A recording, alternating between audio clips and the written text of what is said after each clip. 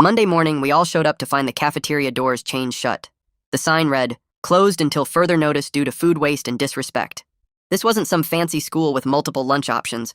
We only had one cafeteria. The nearest gas station was a mile away, and leaving campus during lunch was explicitly forbidden. Principal Miss Blade made an announcement during first period, her voice dripping with satisfaction. "Due to the disrespect shown to our lunch staff on Friday, the cafeteria will remain closed until the perpetrator comes forward." The athletes were the first to struggle. The football team had morning conditioning. The swimmers had practice at 5:45 a.m. They were burning thousands of calories with nothing to replace it. Kids started sneaking granola bars, but Miss Blade caught on within hours. She sent an email to all teachers. "Confiscate any food immediately. Students need to understand actions have consequences." A group of student council kids, the responsible ones who never got in trouble, went to Miss Blade's office to reason with her. She sat behind her massive desk, arms folded, looking almost pleased. "This is a collective responsibility situation," she said. "When one person damages our community, we all feel the impact. Someone will eventually come forward. But Miss Blade, people have medical conditions." She smiled. "This is a valuable life lesson." By Tuesday, things were deteriorating. Kids with low blood sugar were getting shaky and dizzy. Teachers were getting nervous, but Miss Blade called it building character through adversity. I watched my friend Jason, a diabetic, have to go to the nurse's office 3 times to test his blood sugar because he couldn't eat on schedule. The nurse looked furious but helpless. Wednesday was when I knew something had to give. Midge collapsed during chemistry. The teacher, Mr.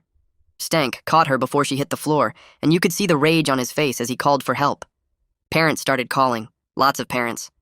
Miss Blade sent out a mass email about teaching responsibility and preparing students for the real world. And because this was rural Alaska, there was no other school in the district.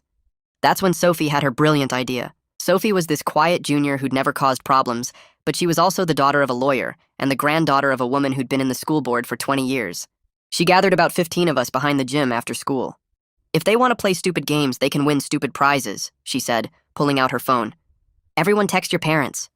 Tell them you need them to bring you lunch tomorrow. Not pack it, bring it. In person, during lunch period." The plan was beautiful. It wasn't against any written rule. Parents were technically allowed to visit campus, and if our parents just happened to show up during lunch to deliver food to their starving children, well, make sure they know to stay for as long as they want, Sophie added, grinning. Thursday at 11:30 a.m. it began. First, Alfred's mom showed up with Chick-fil-A. Then 2 minutes later, Ashley's dad arrived with pizza. Then Jennifer's mom with Panera. Within 15 minutes, the front parking lot was completely full.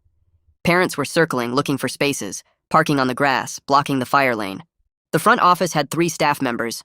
By 11:45, there were over 100 parents in the building, all needing to sign in, all needing visitor badges. The fire marshal showed up at 12:15. Someone had called about the blocked fire lane and the overcrowding. You could hear him yelling about capacity limits and safety violations, while parents smiled sweetly and said they'd leave soon, right after they finished feeding their children. The afternoon classes were a disaster. So many parents had stayed that teachers couldn't start on time.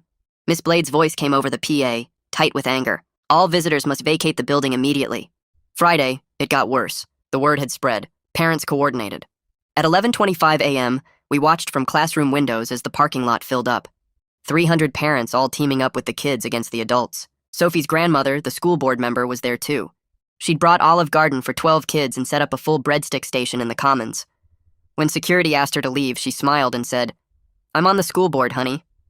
I'll leave when I'm done feeding these starving children." But then Friday night, Jason collapsed at home. His blood sugar had been so unstable all week that his body just gave out.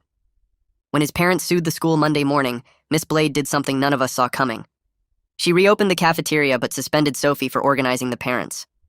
The news hit my phone during first period math when everyone's notifications started going off at once. I pulled out my phone under my desk and saw the screenshot someone had posted in our group chat, an actual court filing with Jason's parents' names listed as plaintiffs and the school district as defendant.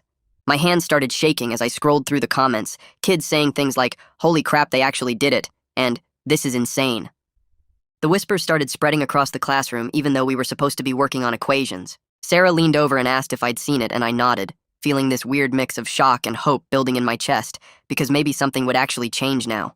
By the time the bell rang, the entire hallway was buzzing with people huddled around phones, showing each other the screenshots and talking in excited, nervous voices. I walked to second period feeling like the air had shifted somehow, like we'd crossed some line we couldn't uncross. The intercom crackled during second period English, and Miss Blade's voice came through tight and controlled. She called an emergency assembly in the gym immediately, and my stomach dropped as we all filed out of our classrooms. The gym was packed within minutes, everyone sitting on the bleachers while Miss Blade stood at center court with a microphone. She announced that effective immediately, the cafeteria would reopen for normal operations, and a bunch of kids started clapping until she held up her hand for silence. Then she said there would be a thorough conduct investigation into Friday's events, and her eyes scanned the crowd like she was looking for specific faces. That's when she dropped the bomb about Sophie being suspended pending review for organizing the parent demonstration, and you could feel the shock ripple through the whole gym. She said the visitor policy was changed right away to prevent future disruptions, and parents would need advance approval and specific time limits for any campus visits. I looked around trying to find Sophie in the crowd, and when I finally spotted her 3 rows down, her face had gone completely white. Miss Blade finished by saying that anyone found to have participated in planning or promoting unauthorized demonstrations would face disciplinary consequences, and then she dismissed us back to class like she hadn't just declared war on half the student body. I caught up with Sophie in the hallway right after the assembly ended, pushing through the crowd of kids who were all talking at once. She was standing against the lockers looking absolutely stunned, but she already had her phone out and her thumbs were flying across the screen. I asked if she was okay, and she looked up at me with this expression that was part shock and part determination. She told me she was texting her grandmother right now, and they were going to draft an appeal tonight because this was total retaliation. Her voice was shaking a little, but she kept typing, and she said her grandmother was already furious about the suspension, calling it punishment for protected speech. Sophie showed me part of the text chain where her grandmother had written that they had documentation of everything, every email and announcement and policy Miss Blade had sent out. I told Sophie I'd help however I could, and she nodded and said we'd need to organize, but carefully this time, because Miss Blade was clearly watching everyone now.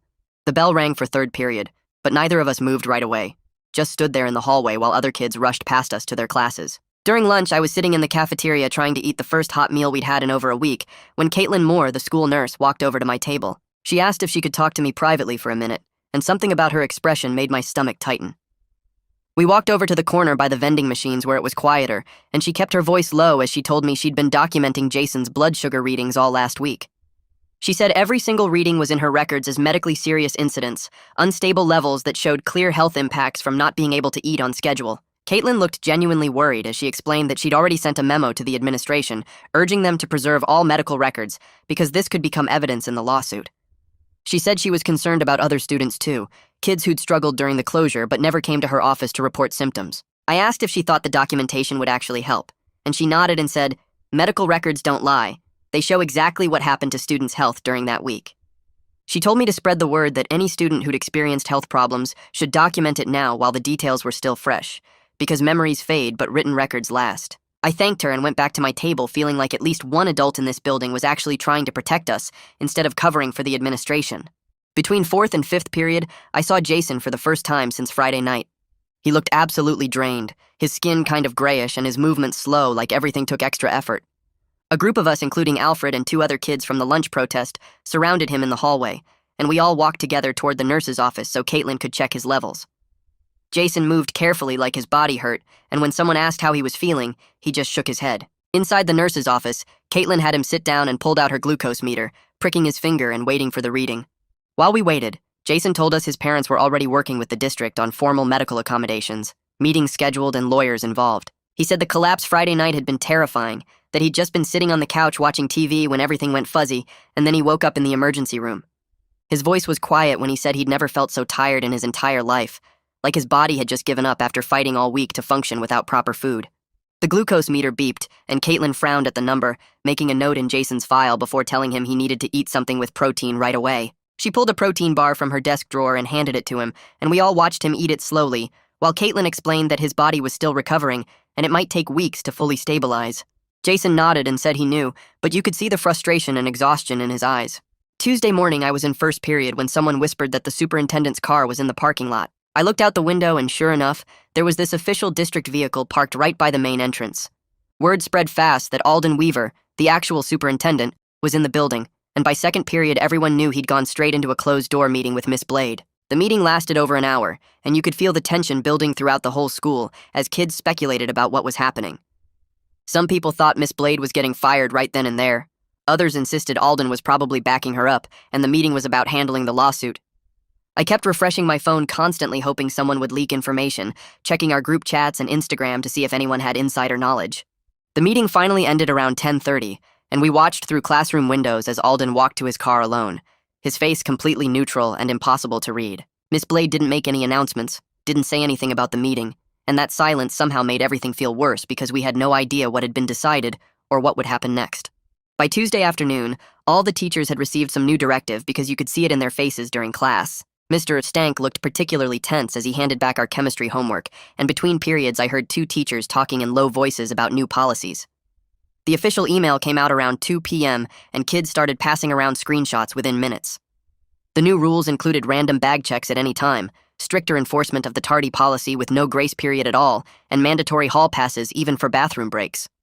It felt like Miss Blade was doubling down on control instead of backing off, tightening her grip on the school in every way she still could. Ravi Dupree, the teachers' union rep, apparently called an emergency faculty meeting for right after school because Mr. Stank mentioned it quietly to a few of us as we left class.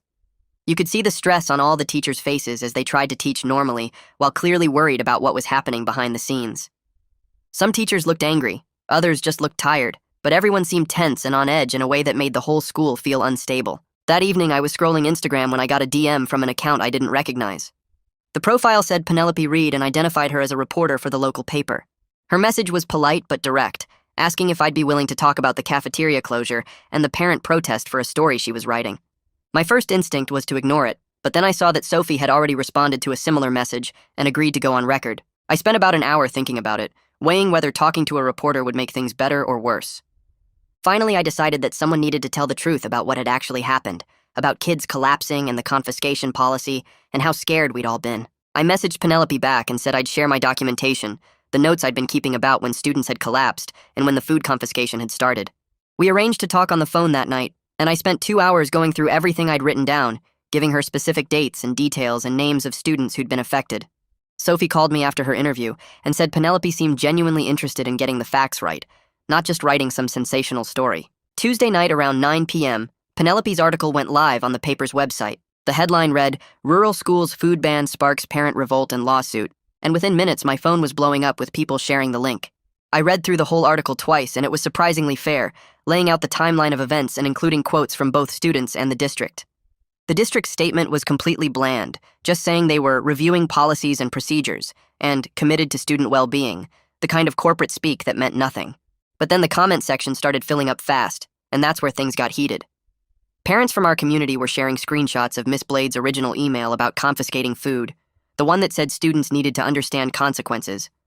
Other people were defending Miss Blade, saying she was teaching valuable lessons about responsibility and that parents today were too soft on their kids. I watched the comments multiply, people taking sides and arguing back and forth, and it felt surreal to see our school situation becoming this public debate. Some comments were supportive, thanking students for standing up, but others were harsh, calling us spoiled and entitled and saying we needed to learn respect for authority.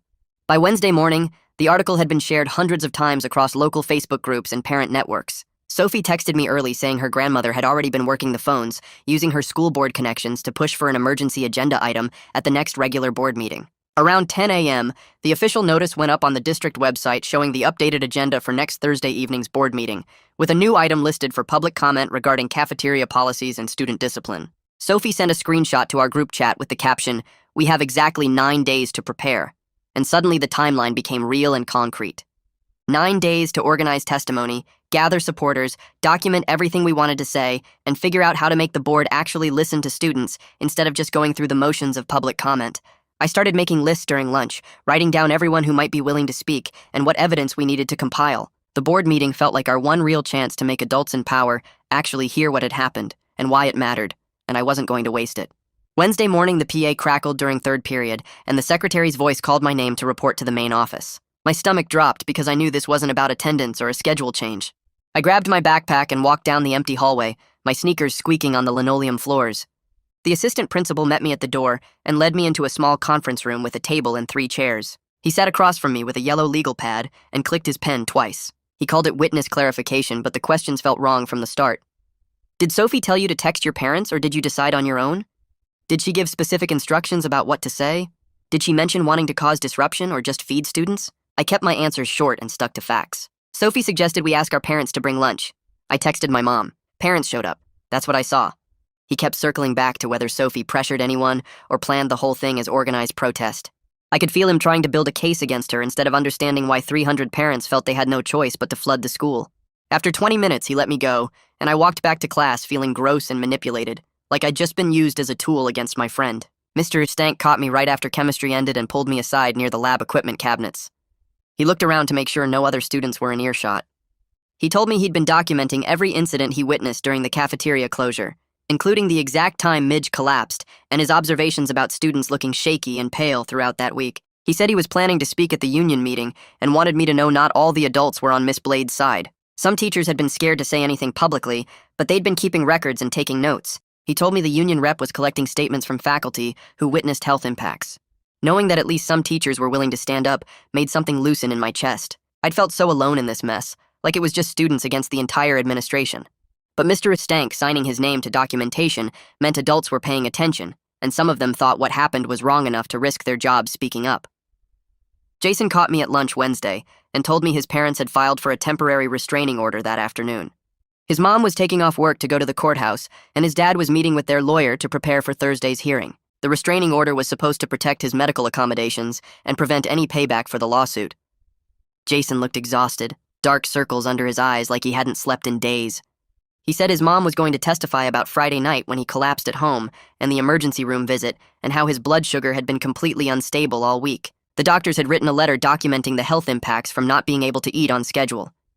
Jason's hands shook a little when he showed me the court filing on his phone. The legal language was dense, but I could make out phrases about irreparable harm and medical necessity. Seeing it in official court documents made the whole situation feel more real and serious, like we'd crossed some line where this wasn't just school drama anymore, but actual legal action with lawyers and judges involved. Thursday morning, I went to the nurse's office for my regular check-in, and Caitlin pulled out a printed incident log with all the names blacked out. Just numbers and dates and brief descriptions. The spike in visits during the closure week was absolutely shocking. Normally, she saw maybe 10 to 15 students per day for various issues. During that week, the numbers jumped to 40, 50, 60 students coming in with low blood sugar, dizziness, headaches, shakiness. She'd marked Jason's 3 visits in red along with 4 other students who came back multiple times. 2 students had to be sent home. 1 nearly passed out during gym class. Caitlin said this was the kind of evidence that proved the policy had real health impacts that could be measured and documented. She told me she was prepared to testify if she got subpoenaed, even though it would probably cost her the administration's trust and make her job harder.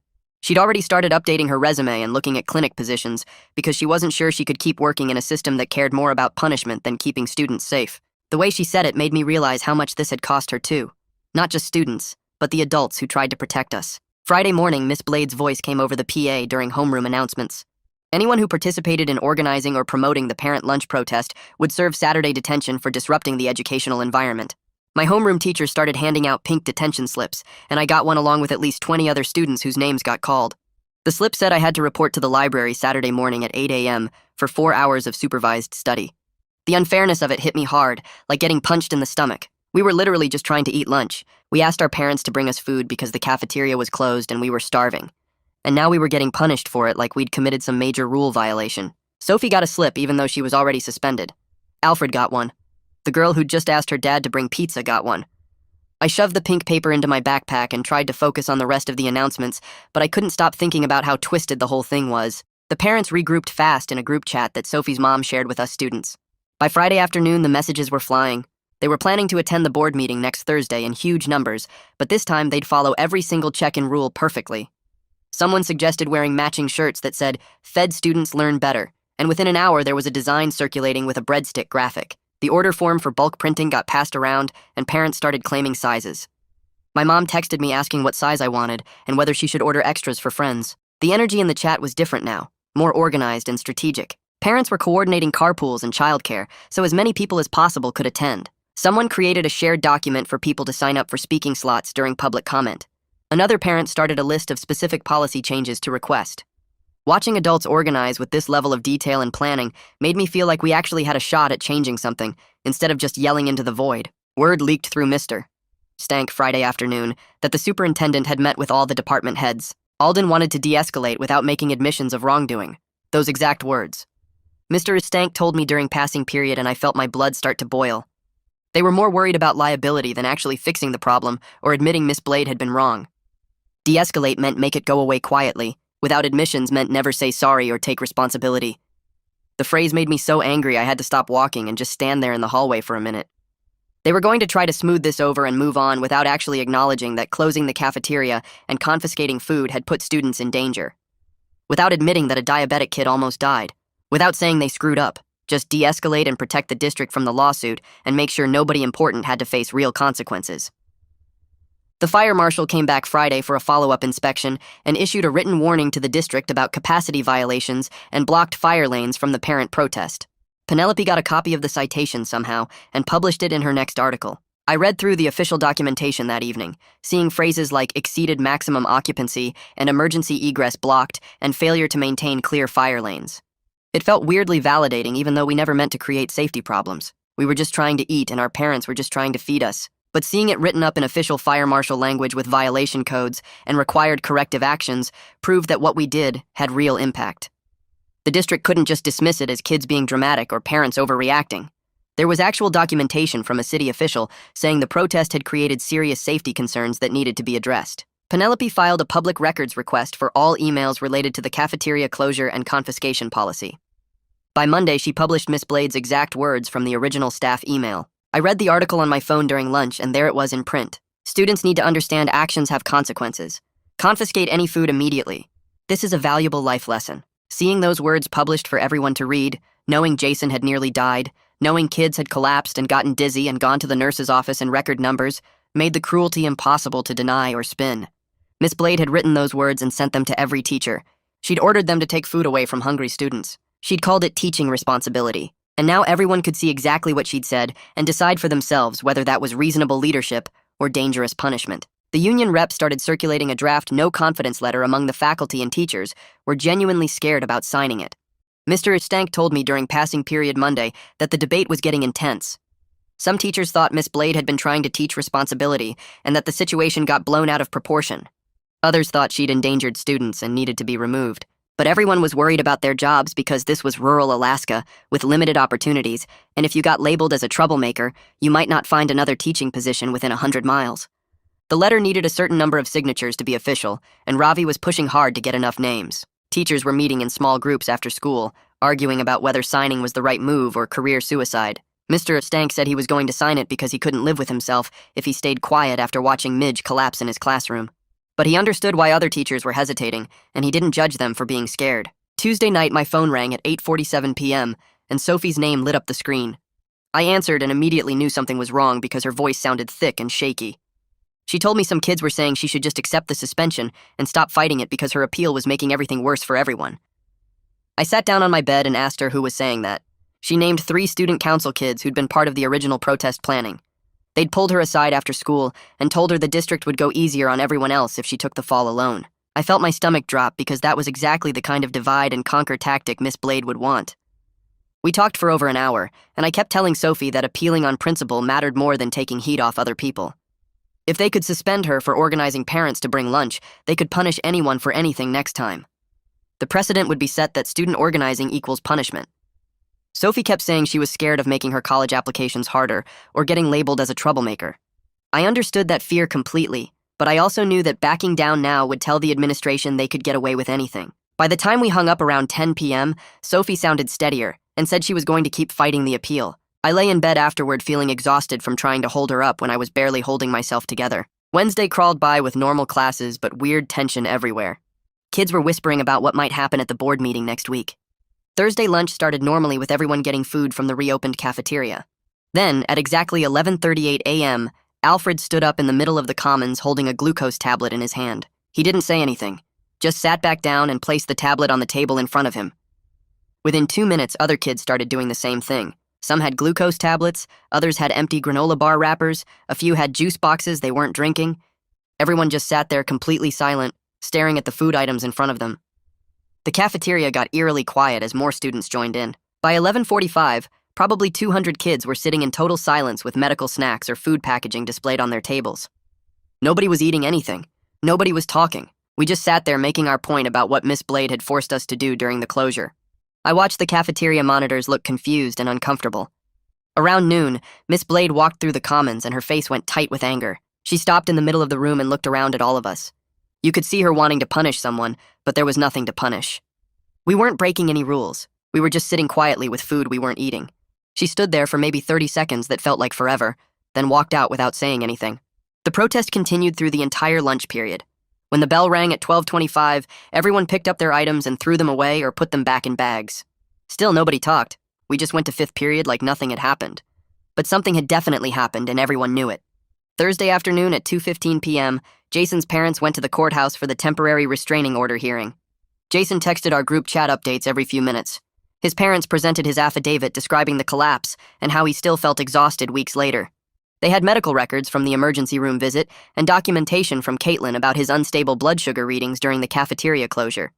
The district's lawyer tried to argue that accommodations were already in place and the restraining order was unnecessary.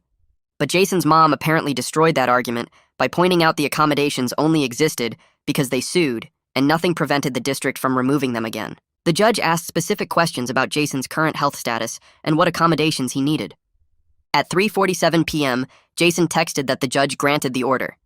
It required immediate medical accommodations, including unrestricted access to snacks and water during school hours. The order also explicitly prohibited any reprisals connected to his healthcare needs or his family's lawsuit. Jason added 3 exclamation points to his text. It felt like a real legal win, even though it only protected one student. The order didn't change policy for everyone else, but at least Jason was safe now. I texted back congratulations and felt this weird mix of relief for him and frustration that the rest of us were still vulnerable. Thursday evening around 6:30 p.m., Sophie sent a screenshot to our group chat. The district compliance office had sent out a memo requiring that all cafeteria operations meet medical accommodation standards immediately. The memo said they needed to maintain consistent food service and couldn't close the cafeteria again without triggering ADA violations. Sophie added 3 celebration emojis and the message, "We did it." I read through the memo twice, looking for loopholes or ways they could weasel out of it, but the language seemed pretty clear. The cafeteria had to stay open and accessible. For the first time in weeks, I felt like we'd actually created some breathing room and protection. Not just for Jason, but for everyone who needed regular meals. I saved the screenshot in my documentation folder and sent Sophie a thumbs-up emoji. That night, I actually slept better than I had since this whole thing started. Friday morning destroyed that good feeling immediately. Miss Blade's voice came over the PA during first period announcements. She said the school was implementing enhanced hallway monitoring and a stricter tardy policy effective immediately. Any student more than 30 seconds late to class would receive automatic detention. No warnings, no excuses. Hallway sweeps would happen between every period. I looked around my English classroom and saw other kids looking equally shocked. By second period, the hallway sweeps had started. Security guards and administrators stood at major intersections timing students. I watched a freshman girl get stopped and written up for being 25 seconds late because she'd stopped at her locker. The detention slip got handed to her right there in the hallway. By lunch, everyone was exhausted and angry. The retaliation was so obvious it hurt. We couldn't win without Miss Blade finding new ways to punish us. The cafeteria was open, but school life was harder in every other way she could control. Kids were practically running between classes to avoid being 31 seconds late. The stress was worse than before in some ways, because at least during the closure, we knew what we were fighting. Now it felt like fighting smoke. Friday afternoon, I had a scheduled check-in with Caitlin because of the whole situation. I sat in her office and she looked tired in a way that went beyond physical exhaustion. She told me she was limited by the chain of command and couldn't publicly contradict administration without risking her job. Everything she did had to go through proper channels. She was documenting every incident meticulously to protect both students and herself, creating a paper trail in case things got worse or turned legal.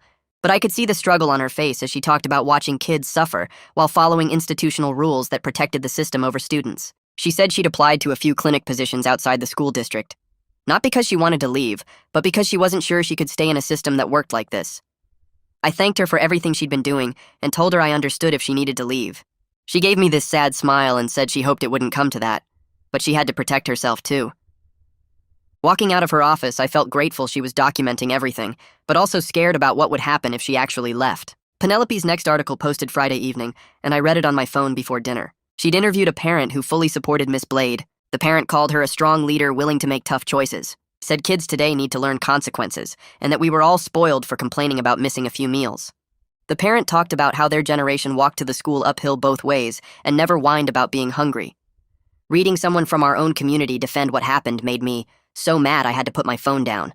But it also forced me to recognize this wasn't a simple story where everyone agreed on right and wrong. Our community was genuinely divided. Some people thought Miss Blade had endangered students. Others thought she was teaching valuable lessons about responsibility. That split was going to make the board meeting even harder because we weren't just fighting the administration. We were fighting against some of our own neighbors who thought collective punishment built character. The board meeting notice hit local Facebook groups Friday night, and by Saturday morning, the comment wars were absolutely brutal. I scrolled through the threads feeling sick. People were calling students spoiled brats who needed to learn respect. Other people were calling Miss Blade a dangerous administrator who shouldn't be near kids. Threats about recalls and lawsuits flew in every direction.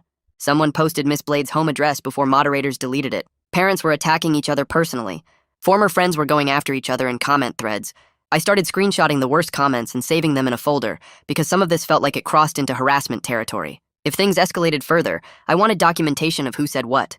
The toxicity was overwhelming and it was only Saturday. The actual board meeting wasn't until Thursday. I couldn't imagine how bad things would get by then. Friday afternoon, Mr. Stank had signed the no confidence letter. Ravi sent an email to all faculty Friday evening announcing the vote would happen Monday during the staff meeting. I heard about it through Mr. Stank, who stopped me in the hallway Friday before I left school. He looked relieved to have made the decision, but also nervous about potential consequences. Knowing that teachers were willing to formally declare they'd lost faith in Miss Blade's leadership gave me hope, but I also knew the district could completely ignore the vote if they wanted to.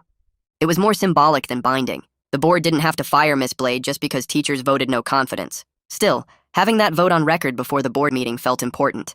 It showed this wasn't just students and parents complaining. The faculty themselves had lost trust in their principal's judgment and leadership. Saturday morning, Sophie texted, asking if I could come over Sunday night to help her practice her board meeting statement. Her grandmother was coaching her all weekend on proper procedures. How to request speaking time, the 3-minute limit, staying calm and factual instead of emotional. Sunday evening, I showed up at Sophie's house around 6 p.m. Her grandmother was there with printed copies of board meeting rules and a timer. Sophie had written out her statement longhand on notebook paper. She practiced reading it while her grandmother timed her and gave feedback. Cut that part, it sounds too angry. Add specific dates there, facts matter more than feelings. Slow down when you read the policy violations, let them sink in. I sat on Sophie's couch watching her transform from a suspended kid into someone who could professionally advocate for herself and others. By the third run-through, she had it down. Her voice stayed steady. She hit all the key points. She stayed under 3 minutes. Her grandmother smiled and said she was ready. Watching that transformation genuinely inspired me and made me believe we might actually be heard at the board meeting. Sophie wasn't just fighting for herself anymore. She was fighting for everyone, and she knew exactly how to make that case effectively. Monday morning, I got to the school early and was heading to my locker when Alden stopped me in the hallway. He had 2 other student leaders with him, kids from student council who'd spoken up during the crisis. Alden smiled and gestured for us to step into an empty classroom. He closed the door, and his tone was friendly but serious. He told us the board meeting Thursday was going to be intense and that he understood we had strong feelings about what happened. He said emotional outbursts would hurt our credibility with board members and that maintaining a respectful tone would help our cause more than anger. It all sounded reasonable until I really thought about what he was asking. He wanted us to make the district look good while they decided whether to actually hold Miss Blade accountable for nearly killing kids. He was asking us to tone down our truth so the adults wouldn't feel uncomfortable hearing it. I nodded and said I understood, but walking out of that classroom I felt manipulated. Alden wasn't actually on our side. He was protecting the district's reputation and using us to do it. His supposed support felt hollow and calculated, like he cared more about optics than actual change. Saturday morning, I showed up at Sophie's house again to help with her suspension appeal. She'd printed out district policy documents and highlighted sections about student speech and parent involvement. We spent 3 hours at her kitchen table drafting a statement that methodically explained how organizing parents to deliver lunch violated no written rules. Sophie cited specific policy numbers and dates. She documented that parents were allowed on campus with proper sign-in procedures. She showed that student advocacy was protected under district guidelines about free expression. The legal precision of her argument was impressive. Her grandmother reviewed it twice and made small edits for clarity. By noon, we had a formal appeal packet with documentation, witness statements, and policy citations. Sophie's hands shook slightly as she sealed the envelope. She told me she was scared but also angry enough to fight. I watched her walk to the mailbox and drop the appeal in. The legal precision made me think she might actually win this. Monday, the cafeteria reopened with longer hours and more food options. The district had clearly panicked about the lawsuit and added morning and afternoon service windows. But the execution was terrible. Lines stretched down the hallway during lunch because they hadn't hired enough staff. Kids were waiting 30 minutes just to get food. The quality was awful too. Everything looked and tasted like it came from the cheapest bulk supplier. Athletes were still struggling because even with longer hours, there wasn't enough protein or calories to sustain people doing morning conditioning and afternoon practice. I watched football players grab 3 sandwiches and still look hungry. The swimmers were eating protein bars between classes because the cafeteria food wasn't enough. The whole situation showed that just reopening wasn't enough. The underlying problems with school food were still completely unaddressed. We'd won the battle to reopen, but the system remained broken and underfunded. Tuesday, a rumor started spreading that completely changed how I thought about the original cafeteria closure. Multiple people were saying the initial disrespect to lunch staff wasn't even a student. Supposedly, it was a coach who'd complained about portion sizes being too small for athletes. Nobody could confirm it, and there was no proof, but the possibility made sense. Coaches had been vocal about food issues for months. If the whole nightmare actually started because an adult complained and Miss Blade decided to punish students for it, that made the collective punishment even more insane. I asked around trying to verify the rumor, but everyone had heard it from someone else. No one had first-hand knowledge. Still, the possibility that we'd all suffered because of adult behavior made me absolutely furious. The absurdity of punishing hundreds of kids for something a coach might have done felt like peak administrative dysfunction. Penelope published a new article Tuesday afternoon that gave me hope. The headline was about collective punishment in schools, and she'd interviewed education policy experts from universities. The experts explained why punishing entire groups for individual actions harms students and violates basic fairness principles. They cited research about how collective punishment damages trust and creates hostile learning environments. Seeing outside authorities validate what we'd been saying felt important. These weren't just angry students complaining. These were professors and researchers confirming that Miss Blade's approach was educationally unsound and ethically wrong. I shared the article on every platform I could think of. I texted it to parents, posted it in group chats, put it on my Instagram story. I wanted every board member to see that experts agreed with us before Thursday's meeting. Wednesday afternoon, things got more intense. The assistant principal started pulling students out of class for individual questioning. They took Sophie, me, and at least 5 others I knew about. Each time they asked us to come alone without calling our parents first. In my session, they asked who organized the parent lunch plan and who knew about it in advance. They wanted to know if Sophie had pressured anyone or if parents acted independently. The questions felt designed to build a case against Sophie rather than actually understand what happened. After school, we compared notes in the parking lot and realized they'd asked everyone similar questions. The pattern was obvious. They were trying to gather evidence to justify Sophie's suspension and maybe punish more people. We started a shared document logging every interaction with administration. Dates, times, exact questions, who was present. If they were building a case, we needed our own documentation of their investigation tactics. Thursday morning brought good news for Jason specifically. The judge converted his temporary restraining order into a longer accommodation order. The order specifically protected his medical needs and guaranteed his right to food access regardless of school policies. Jason texted me a photo of the court document, and I felt relieved that he was legally protected now. But the victory felt incomplete. The order only covered Jason's individual case. It didn't change broader school policy or protect other students with medical needs. Everyone else remained vulnerable if Miss Blade or another administrator decided to implement collective punishment again.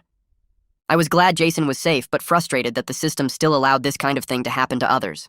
Thursday afternoon, the union vote finally happened. Ravi had been organizing for over a week, and teachers voted during their staff meeting. The no-confidence measure passed, but only by about 60%. That meant 40% of teachers either supported Miss Blade or were too scared to vote against her. The district was legally required to acknowledge the vote, but didn't have to take any action. It was more of a public statement than actual leverage. Still, seeing it reported in Penelope's coverage added pressure. The board would know that a majority of teachers had formally declared they'd lost faith in their principal's leadership. That had to mean something even if it wasn't legally binding. Friday, I stopped by the nurse's office to check my blood pressure for a sports physical, and Caitlin looked exhausted. We talked while she took my vitals, and she told me she was actively interviewing for positions at clinics and private practices. She explained that the moral injury of watching students suffer while being unable to fully protect them was damaging her mental health. She said staying in a system that prioritized control over student well-being felt unsustainable. I completely understood, even though the thought of losing her was devastating. Caitlin was the one adult in the building who consistently advocated for students. She documented everything and pushed back where she could. But she also had to protect herself. I told her I'd support whatever decision she made and thanked her for everything she'd done for us. Friday afternoon, word started spreading through parent networks about Alden's newest idea. He was floating the concept of an independent review to board members. Parents were sharing screenshots of emails and text messages discussing it. The whole thing felt like political cover. Alden wanted a way to look responsive without directly firing Miss Blade or admitting the district had screwed up. An independent review would buy time and create the appearance of accountability without requiring immediate action. The calculated nature of it made me cynical about whether real institutional change was possible. But I also recognized this might be the only realistic path to any accountability at all. The board wasn't going to fire Miss Blade outright, and the district wasn't going to admit wrongdoing. An independent review might be the best we could hope for, even if it felt like a compromise designed to protect adults rather than students. Monday morning, Sophie walked into the district office building downtown for her appeal hearing. The building smelled like old carpet and coffee. A secretary directed her to a conference room on the second floor, where 3 people from the district office sat behind a long table with folders and laptops spread out in front of them. Sophie had her documentation organized in a binder with color-coded tabs marking different sections. She sat across from the panel and pulled out her notes. The woman in the middle introduced herself as the district's compliance officer and the 2 men as HR representatives. Sophie started her presentation by citing the exact district policy about student speech and parent involvement. She showed them the visitor policy handbook, proving parents were allowed on campus during lunch. She walked through the timeline of events with dates and times documented. The compliance officer interrupted her twice to ask about who coordinated the parent communication. Sophie answered directly that she sent the initial text, but parents made their own decisions about participating. One of the HR reps asked if she understood why the administration viewed the lunch disruption as problematic. Sophie responded that she understood their perspective, but the cafeteria closure created medical emergencies that required immediate response. The panel members looked at each other, and the compliance officer made notes on her laptop. They asked about Sophie's intentions and whether she meant to cause capacity violations. Sophie explained she only wanted to make sure students could eat lunch and had no idea so many parents would show up. The questioning went on for 40 minutes. The panel said they needed to review the documentation and deliberate privately. They would issue a written decision within 1 week. Sophie gathered her materials and left the building feeling completely drained. The waiting felt worse than the hearing itself, because now her academic record hung in limbo while bureaucrats decided her fate. That same week, some parents started drafting recall petition language targeting Miss Blade and the board members who supported her. The language was harsh and accusatory. Sophie's grandmother heard about it through her board connections and called an emergency meeting at her house Tuesday night. About 15 parents showed up in her living room. The grandmother explained that recall petitions required thousands of signatures and months of work. She argued they should wait for the board vote on Thursday and use the recall threat as leverage only if the board refused to act. She said premature recall efforts would make the board defensive and less likely to vote for accountability. Her experience with local politics carried weight. Most parents agreed to hold off on the recall petition for now. They would focus their energy on showing up for the board meeting and delivering powerful testimony instead. The grandmother made everyone promise not to file any petitions until after Thursday's vote. People left her house frustrated but willing to follow her strategic guidance. Wednesday night, I stood in my bathroom practicing my board meeting speech in front of the mirror. I had written out talking points on index cards with specific dates and facts. September 18th, when Midge collapsed in chemistry. September 19th, when Miss Blade sent the confiscation email. September 25th, when the fire marshal issued citations. October 2nd, when the judge granted Jason's medical accommodation order. I timed myself speaking and kept going over 3 minutes. I edited out the parts where I called Miss Blade's actions cruel and focused on documented outcomes instead. My hands shook as I held the index cards. I practiced making eye contact with my reflection. I rewrote the ending 3 times, trying to sound clear instead of angry. My mom knocked on the bathroom door asking if I was okay. I told her I was fine and kept practicing. I knew if I could just get through 3 minutes of factual testimony without my voice cracking, I would have done everything possible to make our case. I practiced until my throat felt dry, and the words stopped sounding like real language. Thursday evening, the district office parking lot was already full when we arrived at 6:30. Cars lined both sides of the street. People walked toward the building in groups carrying signs and folders. The boardroom had maybe 80 chairs, but over 200 people showed up. Families packed the hallway outside with kids sitting on the floor. Security opened the overflow area in an adjacent room with a video feed. The board members filed in looking nervous. Philip Gordon, the board president, called the meeting to order and explained the public comment rules.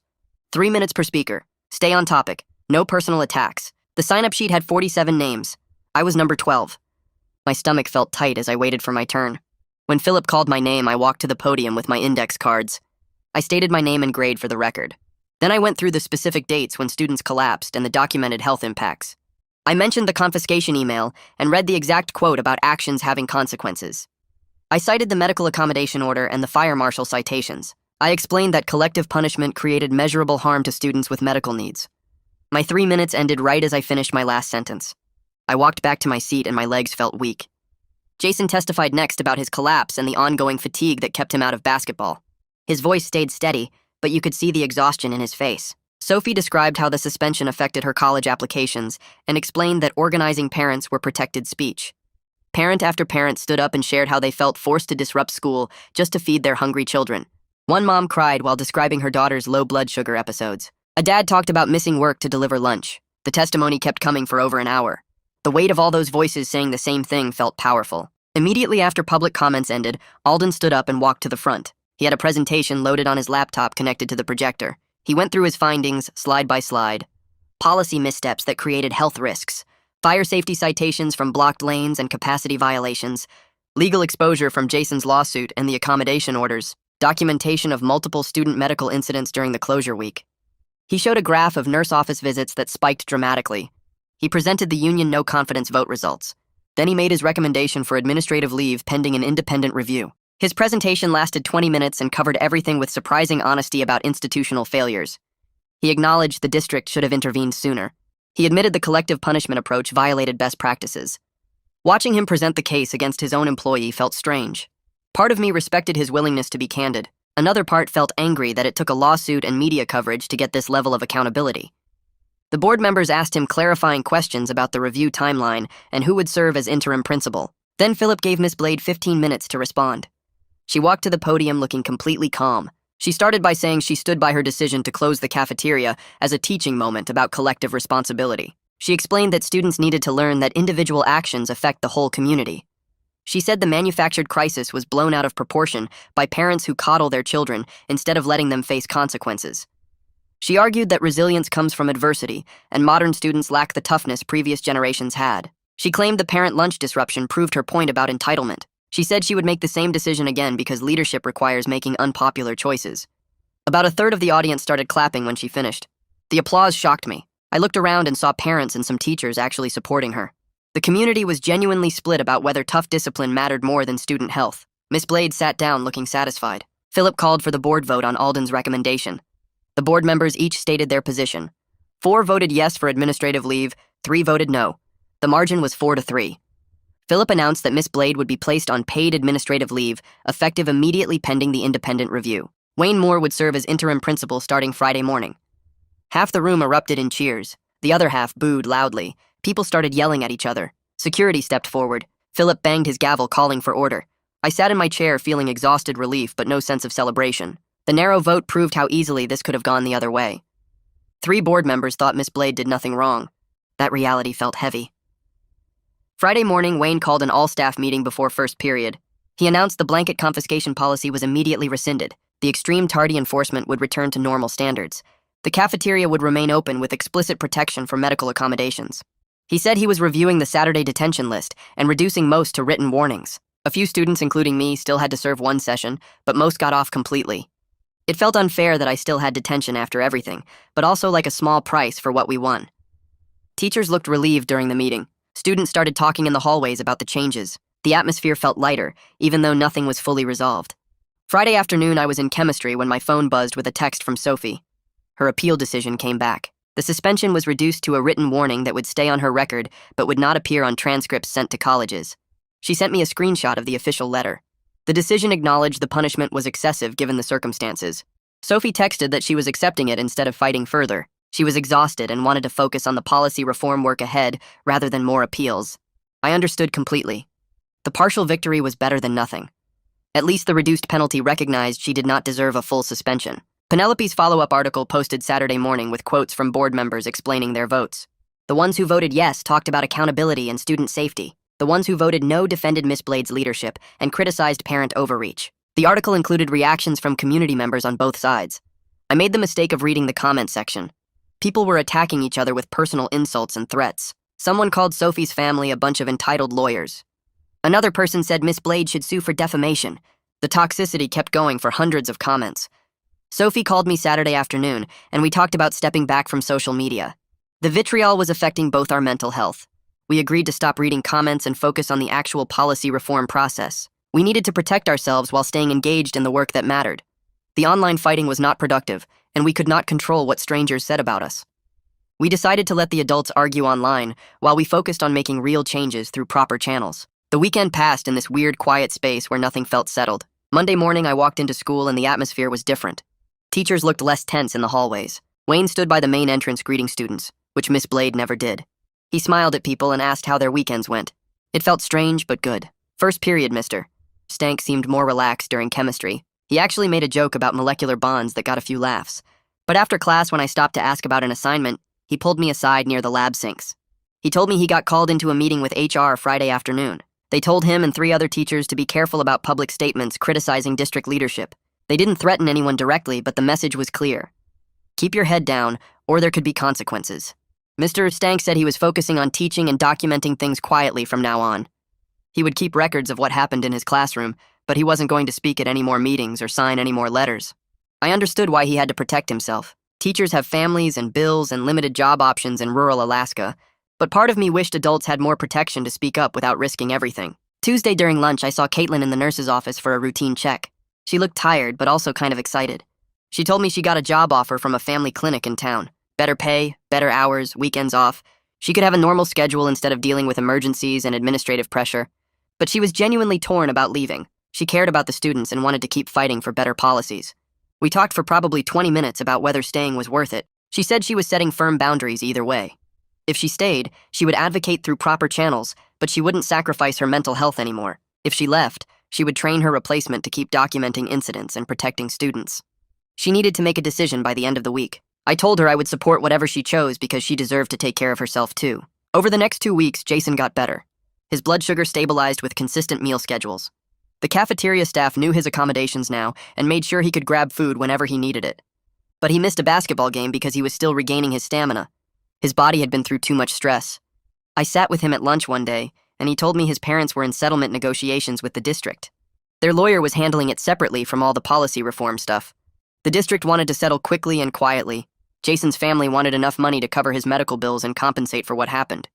It felt weird to me that the legal process was so separate from the changes we were trying to make. Jason was getting compensation, but that didn't fix things for everyone else. The first week of December, Alden called me and Sophie to his office along with 6 other students. He said he was forming a student advisory committee to draft an anti-collective punishment policy. We would also review medical accommodation procedures to make sure they actually protected students.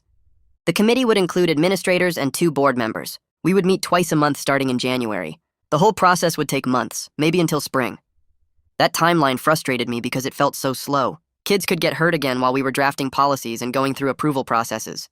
But Sophie pointed out that having formal input into district policy was real progress.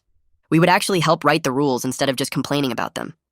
That felt meaningful even if it was slower than I wanted. My friend group had some tension building around this time. We met up at someone's house one Saturday and things got uncomfortable. Some people thought we pushed too hard with the parent protest and made everything worse. Others thought we should have done more, like organized a full walkout. We argued for a while about tactics and whether the outcome was worth it. Finally, Sophie suggested we just be honest with each other. We went around and apologized for snap judgments we made about each other's choices. I admitted I got frustrated when people didn't want to take risks. Someone else admitted they thought I was being reckless. It was uncomfortable, but it felt like we were actually repairing our relationships instead of letting resentment build. We agreed we could disagree about strategy while still supporting each other. We committed to staying friends even when we didn't see everything the same way. That conversation mattered more than I expected. One evening in early December, I spent 3 hours organizing all my documentation. I had emails from teachers, photos of detention slips, notes from meetings, screenshots of Miss Blade's announcements. I created a cloud folder with everything organized by date and topic. I made backups on 2 different services because this evidence might matter for the independent review. It could also help with future policy discussions if the district tried to backtrack. While I was organizing everything, I wrote myself a reflection about staying involved without burning out. I was learning that activism couldn't be this constant, intense fight. I needed to pace myself and protect my mental health. I could care about making things better while also setting boundaries about how much energy I gave to it. That balance was hard but necessary. By mid-December, small wins started showing up. The student handbook got updated with formal language about medical snack allowances. Any student with documented health needs could keep food and eat it when necessary. The cafeteria added 2 new healthy options after Wayne asked for student feedback. They weren't amazing, but they were better than the old stuff. Wayne also announced monthly meetings with student representatives to address concerns before they became huge problems. None of this fixed everything. Miss Blade's administrative leave was still temporary. The independent review was still happening. Jason's lawsuit was still going through the courts. Our community was still divided about whether Miss Blade was a strong leader or had endangered students. But the changes felt real and earned. We had actually created tangible improvements through our actions. Friday afternoon, my phone buzzed with a text from Sophie. Just a breadstick emoji with the caption "We did it." I sent back a laughing emoji because we both understood what she meant. We didn't fully win. The situation wasn't resolved, but we definitely changed something important. The coalition we built was still here. We were ready to keep pushing for students to be treated with dignity and basic fairness. The work wasn't done, but we proved that students could make adults listen when we organized and documented everything and refused to give up.